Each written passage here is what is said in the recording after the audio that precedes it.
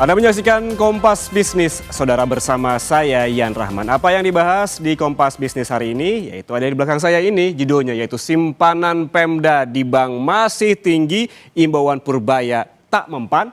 Ya betul, simpanan Pemda di bank hingga November mencapai 203 triliun rupiah. Angka yang sangat fantastis mengingat tahun 2025 hanya tersisa lebih dari sebulan saja.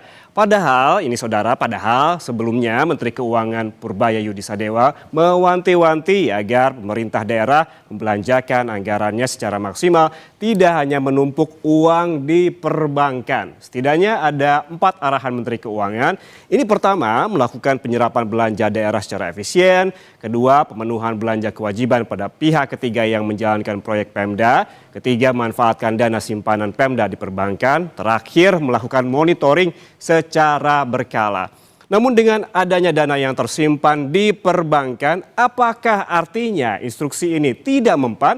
Kenapa kurang ampuh? Kita lihat ke data. Nah, jika merujuk pada APBN kita Kementerian Keuangan, jumlah dana Pemda yang tersimpan di perbankan justru nominalnya semakin besar. Ini dari Januari tahun ini, saudara, ada 143 triliun rupiah. Kemudian Februari meningkat simpanannya di bank menjadi 158 triliun. Di Maret turun sedikit jadi 147 triliun rupiah. Kemudian di April, saudara, ini di April melonjak simpanan di bank dari Pemda yaitu 182 triliun rupiah. Kembali meningkat di bulan Mei menjadi 204 triliun rupiah dan turun tipis di bulan Juni simpanan Pemda di bank sebesar 195 triliun rupiah. Juli meningkat menjadi 215 triliun rupiah. Kemudian di Agustus melonjak lagi menjadi 233 triliun rupiah dan September data terakhir dari APBN kita yaitu 244 triliun rupiah dana Pemda yang ada di perbankan. Pertanyaannya, saudara, mengapa demikian? Kok bisa dana Pemda tersimpan di perbankan dan jumlahnya malah semakin banyak? Kenapa tidak dikucurkan? Kalau kata Mendagri Tito Karnavian, salah satu alasannya adalah karena kepala daerah baru dilantik hingga pembayaran kontrak pekerjaan dilakukan pada akhir tahun. Berikut pernyataan lebih lengkap dari Tito Karnavian.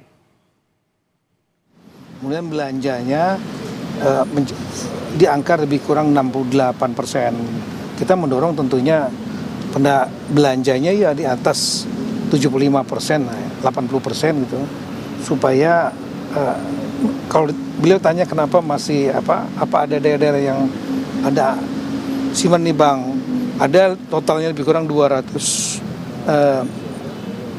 kalau salah 203 triliun dari seluruh gabungan provinsi kabupaten kota. Tapi ini terjadi karena satu, ya, kepala daerah ini banyak yang dilantiknya kan 20 Februari 2025. Mereka lagi nyusun dalam tanda petik kabinetnya lah, kepala dinas, sekda dan lain-lain. Nah, itu buat perlambatan. Lelang juga terjadi waktu itu lambat. Kemudian daerah-daerah juga mempersiapkan anggaran untuk membayar kontrak akhir tahun yang memang kalau selesai pekerjaan baru dibayar di akhir tahun biasanya. Setelah itu mereka juga harus persiapan anggaran untuk membayar gaji dan biaya operasional di bulan Januari. Beda dengan pemerintah pusat, KL. Kalau kita kan dibayar oleh Kementerian Keuangan. Kalau daerah tidak, dia akan membayar sendiri gitu. Sementara itu, saudara, kalau kita lihat ini perkembangan transfer ke daerah per Oktober ini turun 1,2% seperti data yang ada di belakang saya. Dibandingkan tahun 2024 yaitu sebesar 722,2 triliun rupiah. Pada Oktober tahun ini, saudara, ini turun menjadi 713,4 triliun rupiah atau 82,6% dari Outlook 2025. Lalu bagaimana sih dengan belanja daerah? Kita lihat ke data selanjutnya. Nah, ini dia, saudara, belanja daerah juga tercatat lesu hingga Oktober 2025. Belanja daerah dalam APBD ini turun 13,5% atau turun 126,1 triliun rupiah. Belanja daerah yang lesu ini, kata Kementerian Keuangan, ini dipicu oleh penurunan komponen belanja mulai dari belanja barang atau jasa, belanja modal hingga belanja lainnya. Sedangkan belanja pegawai ini masih turun tipis. Bagaimana dengan total belanja negara? Kita lihat ke data berikutnya. Nah, ini dia saudara, kita lihat di sini ada terkait dengan realisasi belanja negara. Pemerintah hingga Oktober 2025 telah menggelontorkan belanja negara senilai 2.593 triliun rupiah atau setara 73,5% dari outlook belanja sampai akhir tahun senilai 3.527,5 triliun rupiah.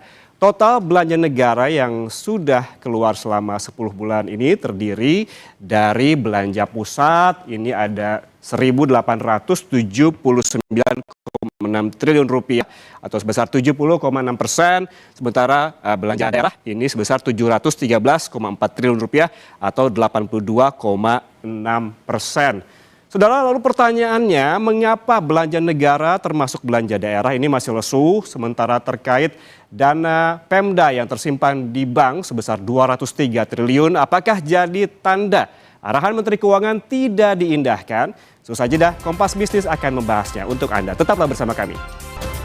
Terima kasih Anda masih bersama kami di Kompas Bisnis, Saudara. Saudara, apakah alasan kepala daerah baru dilantik hingga pembayaran kontrak pekerjaan dilakukan pada akhir tahun bisa jadi alasan kuat, dan juga apakah 4 arahan Menteri Keuangan ke kepala daerah agar dana Pemda tidak parkir di bank tidak diindahkan? Kita bahas bersama 2 narasumber melalui saluran Zoom. Ada Sarman Simanjorang, Direktur Eksekutif Apkasi. Pak Sarman, selamat pagi. Selamat pagi Mas Ian, salam sehat dan semangat selalu. Salam sehat dan juga semangat. Dan kita juga ada narasumber Rahma Gafni, Guru Besar Universitas Erlangga. Prof. Gafni, selamat pagi. Pagi Mas Yan, sehat selalu juga. Sehat semua pagi ini. Saya langsung ke Prof. Gafni. Ini dengan adanya dana 203 triliun yang mengendap di bank yang kita bahas tadi, apakah artinya Purbaya Effect ini belum cukup galak untuk menggerakkan dana daerah? Sebenarnya gini Mas Yan, saya perlu menjelaskan gitu ya. Bukan masalah nggak ngefek ya, apa Purbaya galak itu. APBD itu sendiri kan disahkan pada bulan Desember. Bulan Februari itu terdapat perubahan Perbup APBD. Nah, untuk melakukan perubahan terbatas atas APBD misalnya antisipasi mengenai kebijakan pusat dan lain-lain. Nah, perubahan APBD itu biasanya disahkan pada bulan September Oktober. Nah, keterlambatan serapan anggaran itu Mas Ian, itu salah satunya karena disebabkan proses pelaksanaan kegiatan di daerah itu yang lambat. Misalnya proses lelang di mana dokumen perencanaan dan kegiatan fisik yang dilaksanakan di tahun bersamaan gitu ya. Nah, ini memang terdapat mekanisme lelang mendahului anggaran TBN 1 misalnya untuk mempercepat pelaksanaan kegiatan dengan klausul bahwa lelang tersebut bisa dibatalkan apabila nantinya dibatalkan untuk disahkan di APBD gitu ya. Namun ini banyak Pemda yang tidak melaksanakan karena ada banyak yang ketakutan dan sebagainya, dan juga memerlukan persiapan-persiapan yang matang lelang itu. Nah, dana Pemda yang di bank itu biasanya itu digunakan untuk biaya tidak terduga.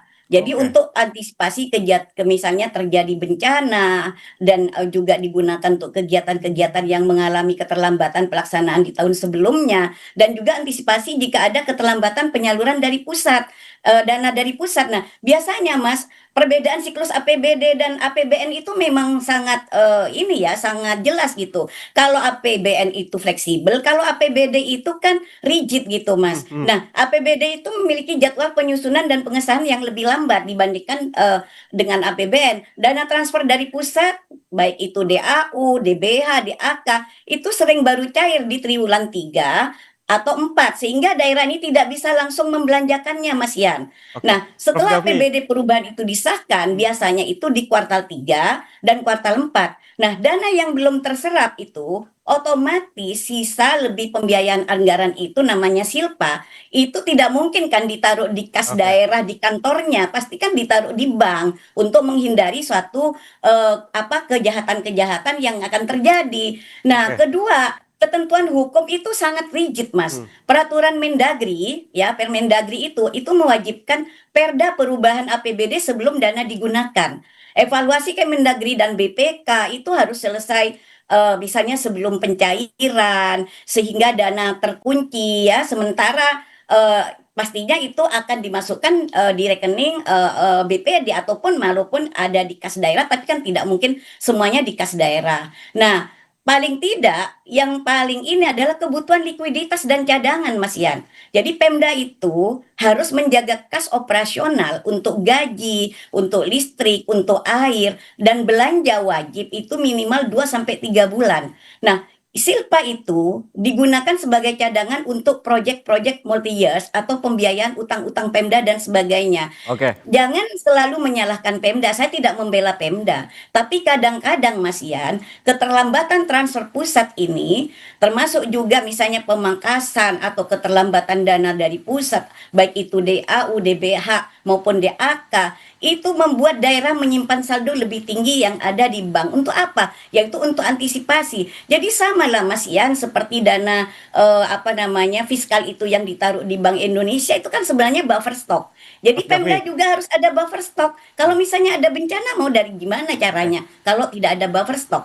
Nah, itulah Mas Yan, kita harus lebih bijak gitu ya untuk menyikapi. Artinya Pak Menkyu ini harus berkoordinasi dulu dengan Kemendagri, jangan langsung melontarkan begitu sehingga tidak Oke. jadi suatu Prof. polemik Gafni, ya jadi terhadap daerah singkat saja ini. bisa disimpulkan dari penjelasan tadi Prof. Gafni, menurut Ya. Anda ini bisa dijawab to the point, apakah ini terjadi dana yang ada di bank ini menurut Anda tadi penjelasan Anda adalah ketakutan untuk mencairkan atau memang yang kedua biaya tak menyimpan untuk biaya tak terduga? Ada biaya-biaya memang proyek yang memang belum jatuh tempo, karena pembayaran proyek itu kan tidak mungkin dibayar di awal.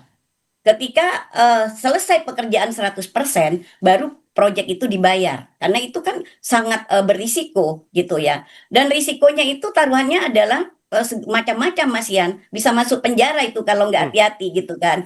Oke. Nah, yang kedua bisa saja juga tadi untuk biaya-biaya yang memang misalnya tidak terduga seperti bencana, pembayaran gaji pegawai, pembayaran rekening listrik, macam-macam. Dan itu Oke. pun dana yang ditaruh di bank itu, Mas Yan, itu tidak hanya nganggur begitu aja, itu kan bisa menambah PAD daerah yang bisa digunakan untuk kemanfaatan masyarakat yang ada di daerah itu masing-masing, Mas Yan, Oke, gitu, berarti Mas artinya Yan. jangan seuzon dulu ada dana mengendap di Iya. bank begitu ya. Ada tadi dua Saya alasannya gini Mas tadi. Yan, saya itu berharap gini Mas Yan, Pak Menkyu ini kan dengan Pak Tito ini kan satu ini ya. Nah, nggak usah dulu dilontarkan bahwa dana ini Pemda nggak melaksanakan ini daya serap yang tinggi. Memang daya serapnya itu 68% karena memang rata-rata Mas Yan tadi keterkaitan dengan keterlambatan lelang dan sebagainya itu biasanya masa-masa di akhir tahun. Nah, itu baru ngejos gitu loh daerah itu. Dan memang ini Hmm, aduh hmm. complicated sih Mas Yan. Nantilah apa saja nanti Oke. mungkin Pak saya akan menambahin Baik, lagi saya ke Pak Mas Sarman Yan. kalau begitu. Pak Sarman, ini transfer Oktober tahun ini memang turun 1,2%, tetapi secara tahunannya belanja daerah juga turun 13,5%. Turunnya sampai 126 triliun. Apa penjelasannya? Bukankah ini jadi wajar apabila TKD tahun depan dipangkas? Ya, jadi gini, saya juga ingin menambah apa yang disampaikan oleh Ibu Prof. Gahmi ya. Mengapa ada saat ini dana kas daerah itu di bank ya. Pertama adalah adanya proyek yang sedang berjalan dan selesainya itu di akhir tahun. Otomatis itu kan harus dibayar di akhir tahun. Sebelum dibayar, ya itu kan harus mengendap di bank. Itu pertama.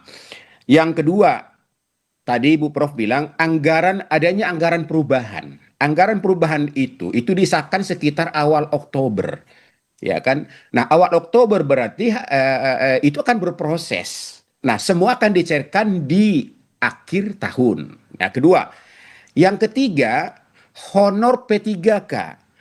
Honor P3K ini itu akan mulai dibayarkan mulai Oktober sampai Januari, menunggu verifikasi daripada BKN. Jadi mereka sekarang sudah bekerja tapi belum dicairkan gajinya karena masih nunggu verifikasi dari BKN.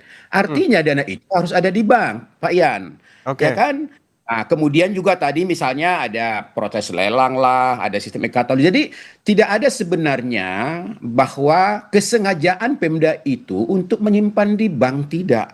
Tidak ada itu. ya kan?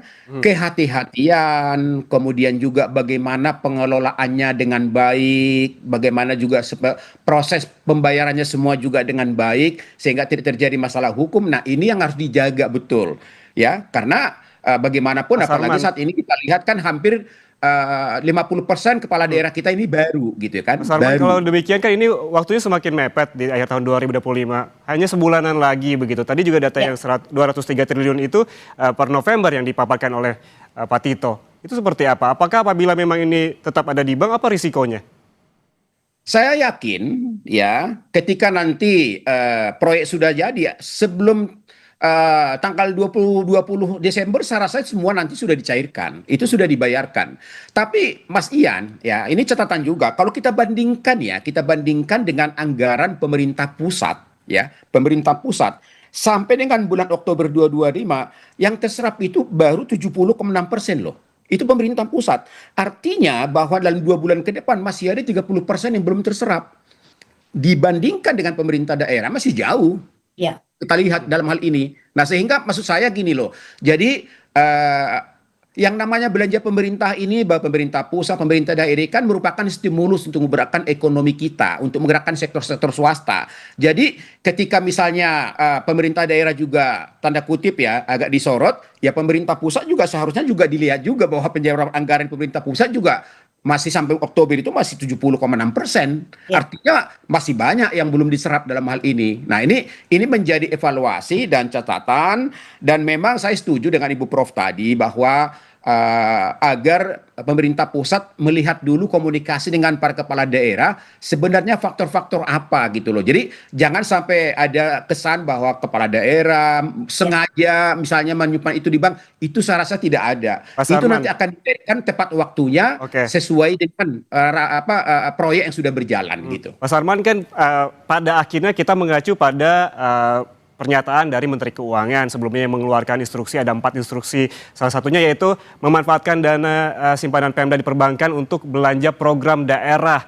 Ini artinya berarti kan memang harus secepatnya juga dikeluarkan atau seperti apa penjelasannya? Betul, betul. Memang itu betul. Makanya saya katakan tadi kan ada yang proyek ini ada yang proyek yang sedang berjalan selesai akhir tahun, ya. Yang kedua, yang saya katakan tadi, yang namanya anggaran perubahan itu disahkan sekitar Oktober. Otomatis kan itu mulai dari situ berproses proyeknya, programnya. Saya yakin pemerintah daerah itu kan sudah punya mekanisme bahwa sampai tanggal berapa terakhir membayar dari kas. Ya, itu biasanya di bawah tanggal 20 itu sudah selesai semuanya. Jadi kita lihat nanti bahwa di tanggal 20 itu Oke. anggaran pemerintah daerah itu udah pasti terserap, sudah dibayar kepada para perusahaan-perusahaan misalnya menjadi mitra-mitra pemerintah daerah dalam hal ini gitu. Oke, kalau kita berbicara bukan nilai ya, Pak Sarman, tapi rasio. Secara rasio transfer ke daerah ini lebih besar dibandingkan ke pusat. Jika melihat angka ini sebetulnya pemerintah lebih memperhatikan daerah dong sesungguhnya. Ya sebenarnya sih enggak juga kalau kita lihat ya dalam hal ini. Tapi memang benar begini, bahwa pertumbuhan ekonomi nasional ini seharusnya kan itu merupakan kontribusi daripada pertumbuhan ekonomi daerah Oke, dalam hal oke. ini. Ya, sehingga memang semakin banyak anggaran yang berputar di daerah, itu akan menggerakkan ekonomi di daerah, tentu itu akan memberikan kontribusi terhadap pertumbuhan ekonomi nasional Oke, dalam hal baik. ini. Ya, Baik. sehingga memang ketika ada penurunan anggaran transfer ke daerah, ya boleh dikatakan nantinya tahun depan ekonomi di daerah itu ya sedikit akan semakin Oke, tertekan. baik. Gitu. Prof Gafni sepertinya geleng-geleng nih, ada yang bisa diungkapkan. Iya, Mas Yan. Hmm. Sebenarnya bukan apa namanya, saya kira apa yang disampaikan Pak Sarman itu betul. Jadi gini Mas Yan, saya bingung juga gitu ya. Sementara katanya kan mengejar target pertumbuhan ekonomi kita itu 8% gitu kan. Tapi ini pemangkasan dana ke daerah ini luar biasa besarnya gitu. Padahal semacam kayak proyek-proyek padat karya itu kan ada di daerah, Mas, Oke. gitu loh. Jadi itu yang bisa mendongkrak bagaimana daya beli masyarakat ini juga tinggi. Nah, kalau daya beli masyarakat itu rendah, gimana kita mau menggerakkan productivity? Ya nggak mungkin, Mas. Mau ngejar seperti apapun, 6% pun saya kira nggak akan nyampe. Di tahun 2006 ini bahkan masih di bawah 5% menurut saya gitu Oke. ya. Itu. Prof. Gafmi, tadi saya bicara soal rasio begitu, transfer ke Ya. daerah per Oktober yaitu 82%, sedangkan pusat 70%-an. Apakah ini bisa mengonfirmasi efisiensi benar-benar terjadi di pemerintah pusat begitu? Tapi tahan dulu jawabannya, Prof. Gafmi. Sesaat lagi kita kembali hanya di Kompas Bisnis untuk Anda.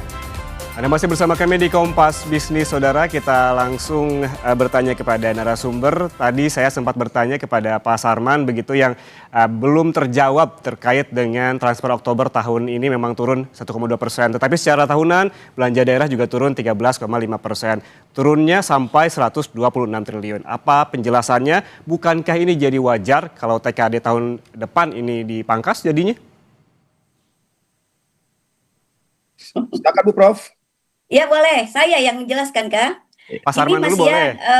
Prof juga jadi boleh. gini Mas Yan, saya itu ingin menjelaskan sebenarnya mengenai mekanisme silpa dalam APBD gitu ya. Karena kita lihat bahwa pengaturan dalam peraturan pemerintah nomor 12 tahun 2019 itu bahwa silpa tahun sebelumnya itu di pasal 31 ini ya, silpa sebelumnya itu menjadi sumber pembiayaan APBD pada tahun berjalan. Nah, di pasal 32 silpa itu harus dianggarkan dalam rencana pembiayaan anggaran atau RPA. Untuk apa? Pertama, menutup defisit. Yang kedua, itu adalah membiayai pengeluaran pembiayaan, misalnya pelunasan utang-utang. Terus dibawa ke tahun berikutnya sebagai apa? Sebagai cadangan. Nah, ini tidak boleh langsung dibelanjakan secara sembarangan karena sudah ada aturannya, Mas Ian. Nah, prosesnya gimana? Akhir tahun anggaran, audit BPK dilakukan, laporan realisasi APBD dilakukan, maka yang kedua, hitung silpa, disahkan dalam Perda Pertanggungjawaban APBD gitu ya. Nah, ketiga, kita melihat pengajuan Perda Perubahan APBD gimana? Jika ingin menggunakan SIPA, itu harus masuk dalam rencana pembiayaan. Oke. Evaluasi Kemendagri berikutnya. Ada lagi, pastikan bahwa tidak melanggar ketentuan, misalnya batas silpa berapa persen yang boleh digunakan. Itu. Nah, penempatan dana yang ada di BPD itu, Mas, itu sebenarnya sebagai giro atau deposito untuk mendapatkan bunga. Bunga tersebut dimasukkan sebagai pendapatan lain-lain di PAD itu. Nah, biasanya juga depositonya itu adalah deposito on call, DOC. Jadi fleksibel, kapan aja Pemda itu membutuhkan itu langsung cair, bukan deposito seperti deposito kita gitu, Mas. Nah, Oke. ini yang intinya, Mas, sisa uang itu yang berupa silpa itu diatur ketat oleh PP 12 ya, nomor 12 tahun 2019 dan Permendagri.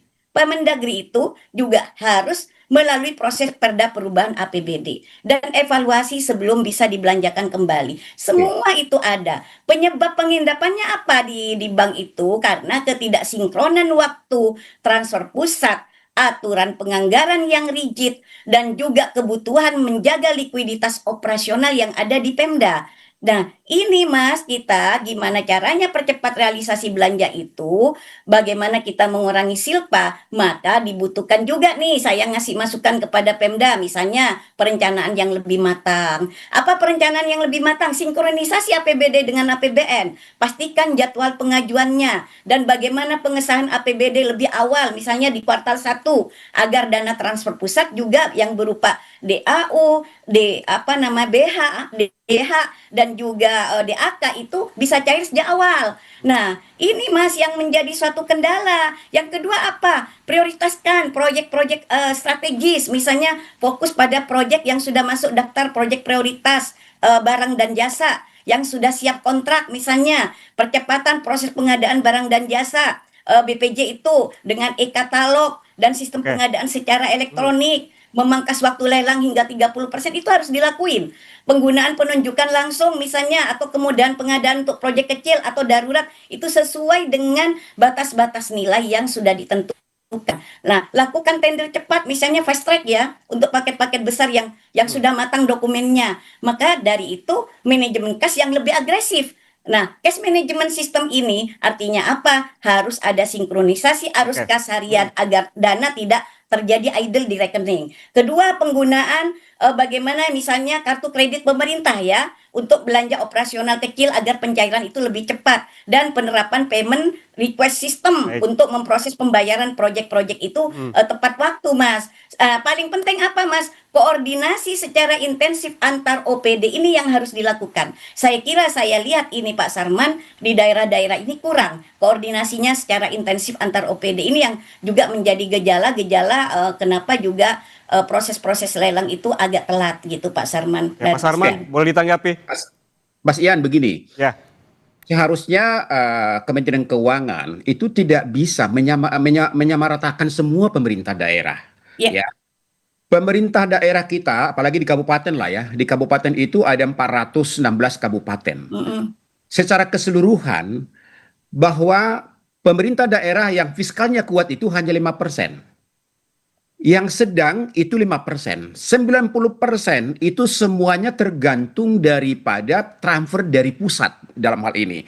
Nah, sehingga memang ya pemerintah daerah ini harus melihat kasus per kasus kondisi masing-masing di daerah yang memiliki tantangan yang berbeda-beda dalam hal ini. Apalagi misalnya seperti isu bahwa tahun depan semua anggaran Pemda itu dipotong, dikurangi. Kami dapat informasi ada daerah yang sudah diketok tahun 2026 itu hanya bertahan sampai 8 bulan APBD-nya. Ya. Ya, karena apa?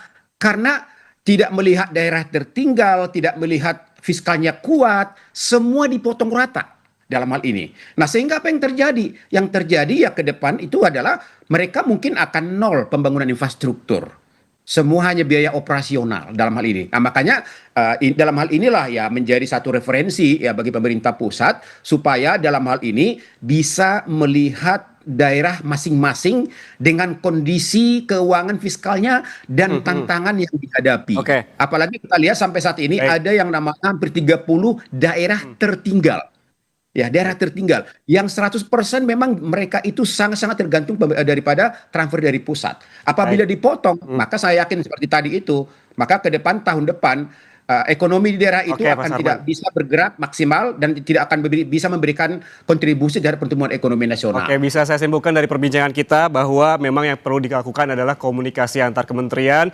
Jangan ujuk-ujuk begitu mengeluarkan statement, apalagi memang ini berpengaruh terhadap daerah begitu. Tadi jangan juga disimpulkan bahwa memang ada dana di perbankan ini serta-merta bisa digunakan secara kapanpun begitu ya. Terima kasih telah bergabung bersama kami narasumber Sarman Simanjorang, Direktur Eksekutif Apkasi, dan juga ada Rahma Gafni, Profesor Ilmu Ekonomi Moneter dan Perbankan Universitas Erlangga. Sehat selalu. Terima kasih.